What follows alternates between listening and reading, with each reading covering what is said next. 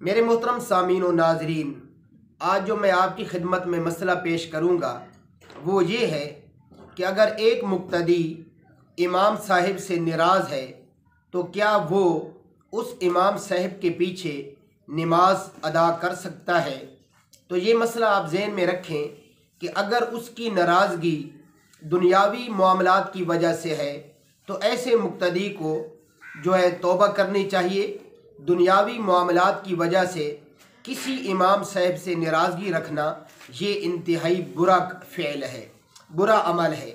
इसलिए और जहाँ तक नमाज पढ़ने की बात है और उस इमाम की इक्तिदा में नमाज अदा करने की बात है तो नमाज उसकी अदा हो जाएगी और उस इमाम की इक्तिदा में वो नमाज पढ़ सकता है, इसमें कोई हरज नहीं है।